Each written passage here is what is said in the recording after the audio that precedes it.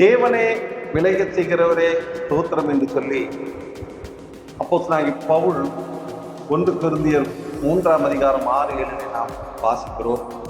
தேவனே விளையச் செய்கிறவர் என்று ஸ்தோத்திரம் என்று சொல்லுவோம். நான் நட்டேன், அப்பல்லோ நீர் பாய்ச்சினான், தேவன் விளையச் செய்வார் என்று சொல்லி நாம் வாசிக்கிறோம். நடுவுறனாலும் ஒன்றுமில்லை, நீர் பாய்ச்சுகிறவனாலும் ஒன்றுமில்லை, விளையச் செய்கிற தேவனாலே எல்லாம் ஆகும் என்று சொல்லி நாம் பார்க்கிறோம். பவுல் அப்பொல்லாவையும் கர்த்தருடைய ஊழியக்காரர்கள் தங்களுடைய ஊழியத்தை பற்றி சொல்லும்போது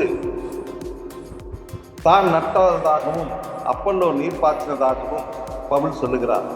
இந்த இரண்டுமே முக்கியமான ஊழியர்கள். இது தேவ வரம் பெற்ற ஊழியர். கர்த்தர் ஒருவருக்கு ஊழியக்காரராயும் ஒவ்வொரு ஊழியத்தில் பயன்படுத்துகிறார்கள். ஊழியக்காரர்கள் எல்லாருமே ஒருவருக்கே ஊழியம் செய்கிறார்கள்.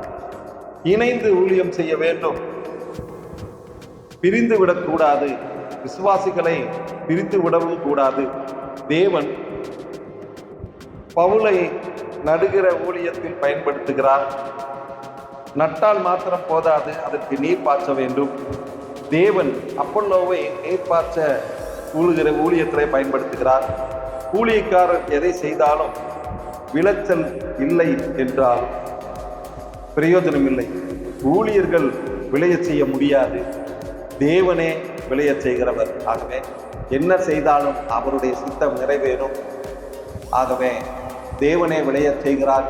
நாம் காலையிலே தொடங்குவோம். ஆமென்.